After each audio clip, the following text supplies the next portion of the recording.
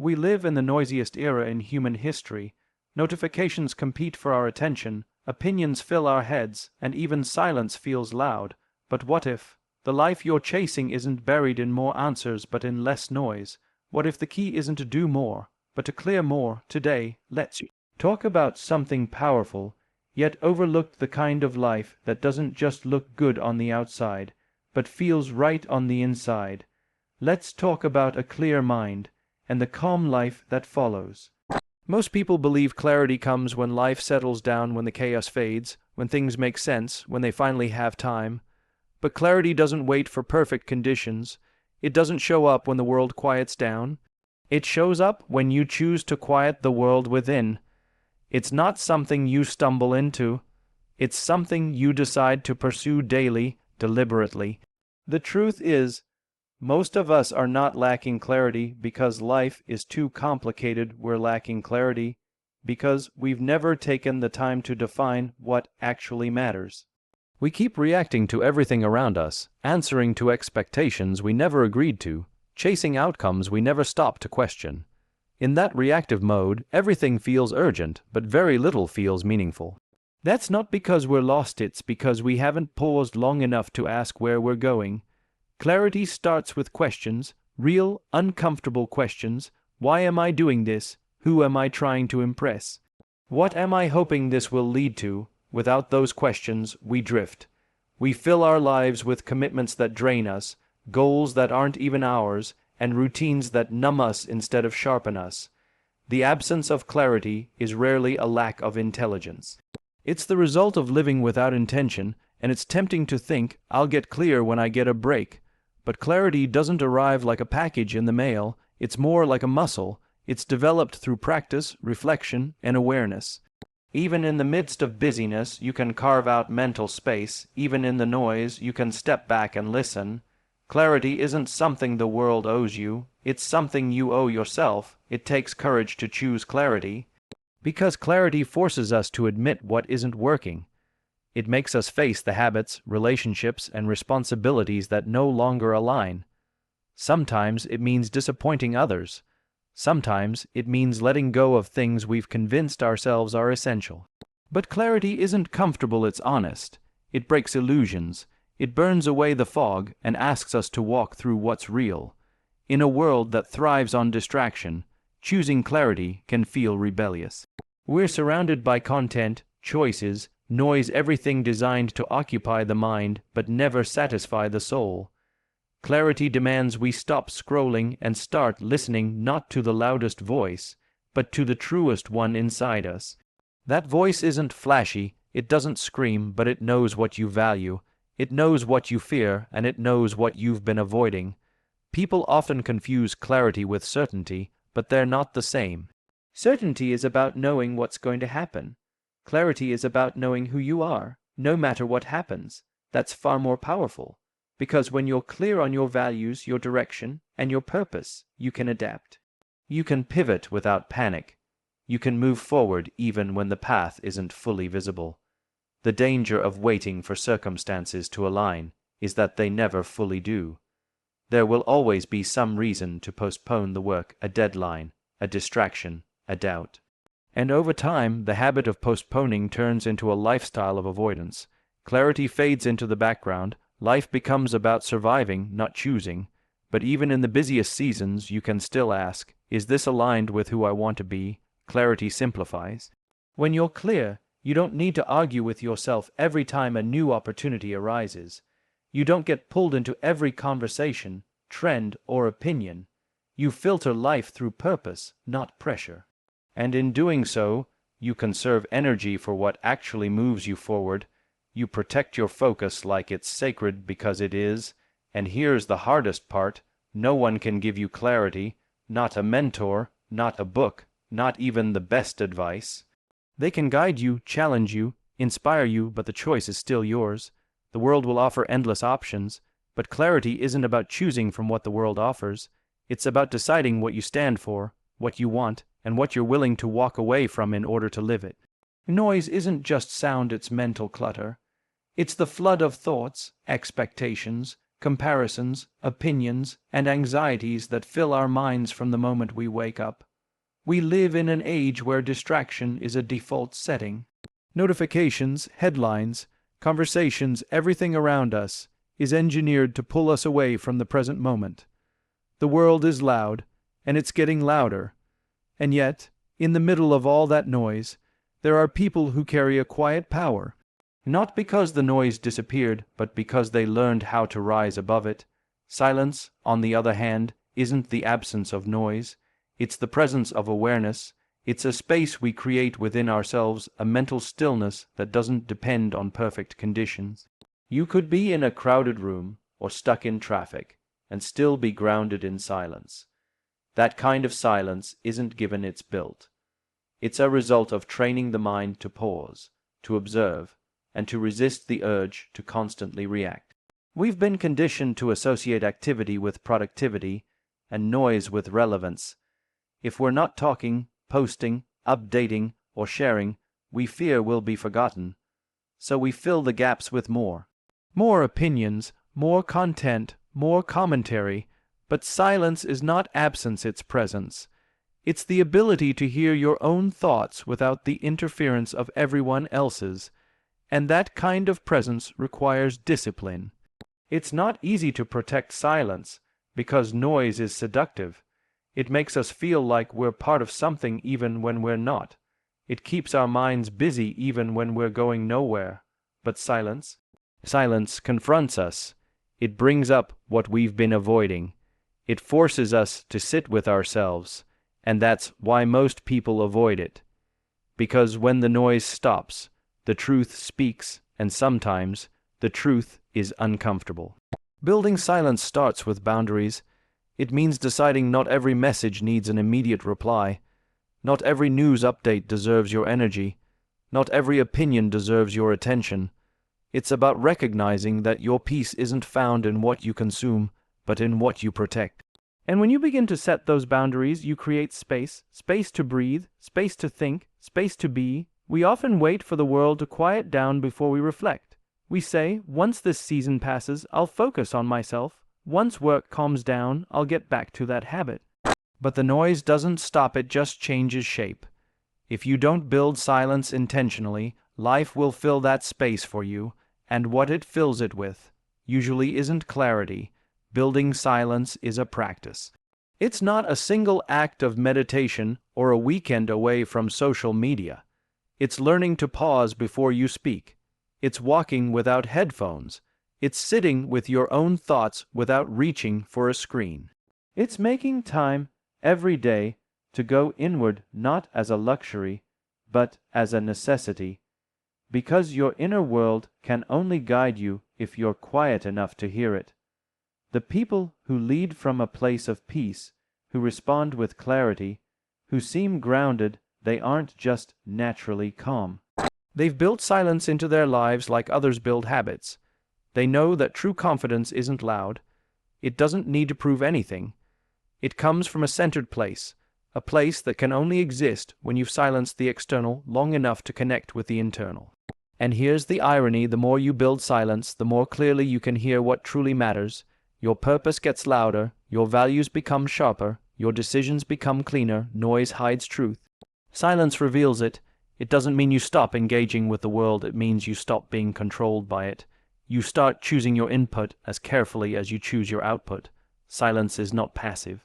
It's active restraint. It's a mental discipline that says, not everything deserves space in my head. In a world obsessed with being heard, silence makes you a better listener not just to others, but to yourself. And when you can hear your own inner voice above the noise, you begin to live a life that isn't just full, it's focused. The mind is not a vacuum, it's a sponge. It absorbs everything we expose it to, consciously or not. Every conversation, every piece of content, every thought we repeat to ourselves is a form of nourishment or pollution. Just like our bodies respond to what we eat, our minds respond to what we consume. If we feed it anxiety, it will produce worry. If we feed it clarity, it will return focus. The mind simply mirrors what it's given. Most people don't realize they're feeding their minds all the time. The endless scroll on social media, the constant background noise of opinions, the subtle negativity in conversations, it all adds up. A few minutes here, an article there, a meme laced with sarcasm, none of it feels harmful on its own. But over time, it builds a mental diet that shapes how we think, what we believe, and ultimately how we live. The most dangerous part, the effects are gradual. You don't notice them overnight. You don't realize that your patience is thinning, your attention is shortening, your self-worth is being quietly negotiated. You just feel off, tired but restless, distracted but bored, overstimulated but undernourished. That's not a personality flaw, it's a reflection of mental consumption gone unchecked. It's easy to think we're just victims of circumstance, but in most cases we're co-authors of the chaos. We let toxic inputs in without resistance. We follow accounts that make us compare. We engage in conversations that drain us. We binge content that makes us feel empty. And then we wonder why clarity is hard to find, why peace feels distant. The answer is often simple: we're feeding our minds junk and expecting it to produce peace. Just like physical health starts with what's on your plate, mental clarity starts with what you consume mentally, emotionally, and even spiritually. You don't need to be extreme. You just need to be intentional. Who are you listening to? What are you reading? What kinds of stories are shaping your inner narrative? If you don't control the input, the world will choose it for you, and the world rarely chooses peace. But there's good news. The mind is remarkably responsive. It can shift, it can heal, it can change. When you start feeding it better material truth, wisdom, stillness, gratitude, it begins to reflect those things back. Your thoughts become calmer, your reactions become slower, your self-talk becomes kinder. It's not magic, it's maintenance. The same way muscles grow with repetition, the mind clears with consistency. And feeding the mind isn't just about avoiding negativity, it's about intentionally pursuing nourishment. That could be a 5-minute meditation, a walk without your phone, a book that expands your worldview, a conversation that reminds you of your values. These things aren't glamorous. They don't give you instant dopamine, but they quietly sharpen the mind and deepen your clarity. We often underestimate how deeply our surroundings shape our thoughts. But take a moment to consider, if you're always around chaos, how can your mind be calm? If you're constantly feeding on noise, how can your thoughts be focused? If you're surrounded by people who doubt, complain, or criticize, how can your internal voice be encouraging, hopeful, and steady? Your environment is not neutral, it's active, and it's either working for you or against you. You don't have to cut everything out to reset your mind, you just have to start replacing. Replace outrage with understanding. Replace shallow entertainment with deep learning. Replace comparison with reflection. Replace noise with space. The goal isn't perfection, the goal is alignment. Because when your input matches your values, your mind becomes a mirror of what matters most to you. Our minds are powerful, but they're also vulnerable. They become what they're given. What you consume becomes what you think. What you think becomes what you feel, and what you feel becomes how you act. It's all connected. And while you may not control everything you're exposed to, you can choose what you repeatedly feed, and that one choice can change everything else. We live in a world that often equates loudness with leadership and speed with success. The one who talks the most is seen as the most confident. The one who moves the fastest is considered the most driven. In that rush, calmness is often misunderstood. It's mistaken for passivity, for being slow, soft, or even disconnected. But real calmness isn't about doing less, it's about being in full control of your response, even when everything around you is begging for a reaction. Calm people aren't detached from the world, they're deeply rooted in it. Their power lies in their ability to choose their energy instead of absorbing it. When everyone else is panicking, they think. When everyone else is speaking, they listen. When everyone else is triggered, they breathe. That's not weakness, that's mastery. It takes far more strength to stay centered in chaos than it does to join the storm. Emotional reactivity is easy. It's natural. When something upsets us, our default is to fight, flee, or freeze. But calmness interrupts that instinct. It says, wait, let's see clearly before we act. That pause, that gap between impulse and action, is where maturity lives. It's where wisdom is born, and it's something that must be trained, not assumed. Calm people are often misjudged. Because they don't shout, people assume they don't feel deeply. Because they don't rush, people assume they're not ambitious. But calmness doesn't come from not caring, it comes from caring with clarity. It's knowing exactly what matters and refusing to waste energy on what doesn't. It's a quiet confidence that doesn't need to prove itself through noise. In arguments, the calmest person usually has the most influence. Not because they win, but because they don't get pulled into emotional games. They're not afraid of silence. They don't chase validation. Their presence speaks louder than words, and people feel safer around them. That kind of calm isn't just personal strength, it's relational power. It diffuses tension and models stability.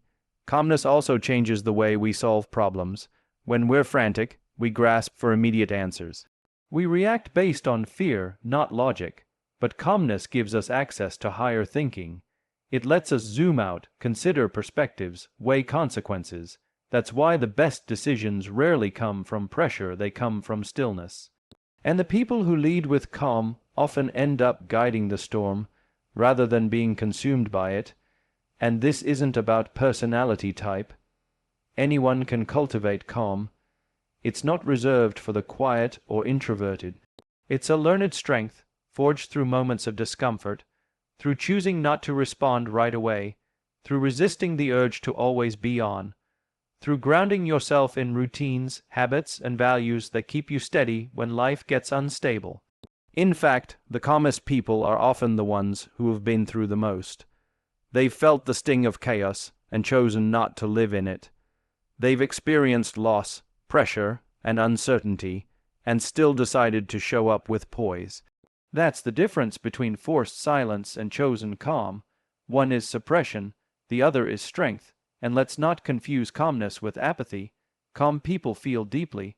They just don't allow emotions to hijack their judgment. They don't ignore tension, but they don't inflate it either. They acknowledge problems without being consumed by them. And in doing so, they become safe spaces not only for themselves, but for others who need grounding too. In a reactive world, calm is a rebellion. It's a quiet defiance against drama, urgency, and ego. It doesn't mean avoiding hard conversations or uncomfortable truths. It means approaching them with clarity and stability. It's realizing that energy is limited and spending it wisely is a form of discipline. Calmness isn't the absence of feeling. It's the skill of holding feeling without letting it dictate your direction. There's a common belief that peace is something we stumble upon. Like it's hidden somewhere in a quiet place, a better job, a different relationship, or maybe in a far-off future once everything finally lines up. We imagine peace as a reward we'll receive after the chaos is over.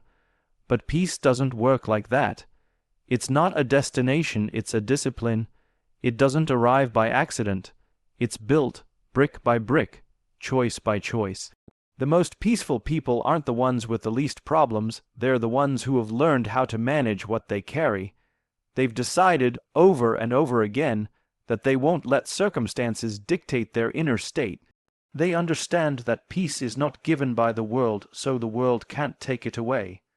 They create it by the way they respond, by the way they think, and by the way they prioritize what matters most. Creating peace starts with taking ownership. It means no longer waiting for life to calm down before you do. It means understanding that you have a say in what lives in your mind. You don't control everything that happens to you, but you do control what stays with you. And if you want peace, you have to stop feeding the things that disturb it. You have to let go of the arguments you're rehearsing, the expectations that exhaust you, the comparisons that kill your joy. Peace is created in boundaries in the space you protect between yourself and the world.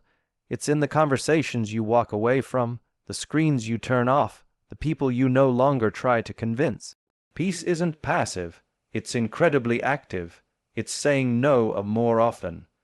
It's being misunderstood without needing to explain.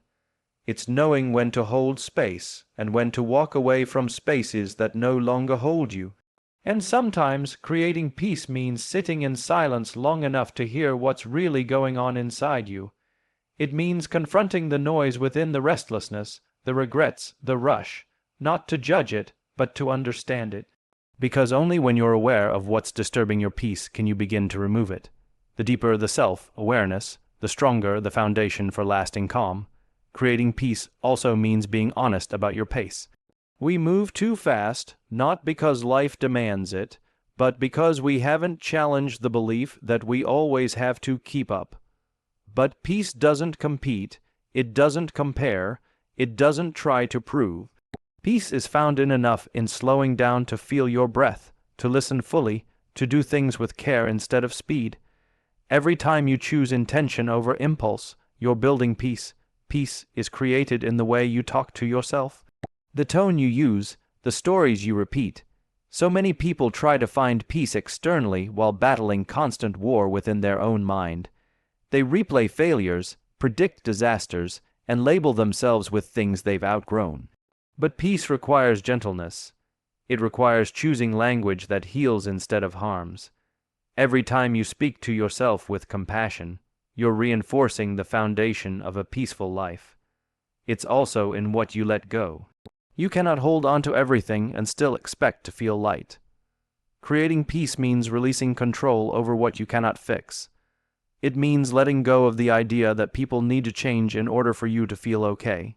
It's understanding that your energy is sacred, and anything that constantly drains it is too expensive to keep carrying. Letting go isn't weakness, it's wisdom, and every release creates space for something more nourishing. Peace doesn't mean nothing goes wrong. It means when things do go wrong, you don't fall apart with them. You're anchored, you're rooted, you've practiced being still. You've built inner habits that hold you steady. Peace is like emotional core strength, invisible to most, but deeply felt when life tries to shake you. And just like physical strength, it's built through repetition, through tension, and through choosing calm when chaos is easier. Peace is a creation. It's crafted in the small decisions, what you say yes to, what you let in, what you let go. It's not built in a day, but it is built daily. It's not a luxury for the lucky. It's a responsibility of the intentional. And the more you create it inside, the less you'll need to search for it outside. A clear mind doesn't just happen, it's built. A calm life isn't stumbled upon, it's created. Every thought we allow, every input we choose, every reaction we manage, every piece of silence we protect, and every moment we let go, these are the quiet bricks that shape the foundation of a life that doesn't just look peaceful on the outside, but feels grounded on the inside. It's easy to get caught in the chaos, to believe that clarity will come when life becomes less complicated. But clarity is not a matter of chance. It's a decision made in the middle of the noise. It's a mindset, not a moment. The people who appear calm aren't untouched by stress. They've simply built a system of responses that preserve their energy. They've chosen clarity over clutter, silence over reaction, and peace over proving themselves. The truth is, your inner world becomes your outer experience. What you feed your mind becomes the filter through which you see everything else. When that input is intentional, when it's rooted in values, nourished with stillness, shaped by strength and not reactivity, the results ripple into your relationships, your work, and your well-being. This isn't about perfection. It's about consistency, about waking up every day and choosing peace, even in small ways, about guarding your clarity like it matters, because it does. It's what helps you lead better, love deeper, and live lighter. A clear mind doesn't need everything to be certain, it just needs space. A calm life doesn't need everything to be easy, it just needs alignment. And when you create both with intention, life doesn't just slow down, it becomes meaningful. Not because the world changed, but because you did.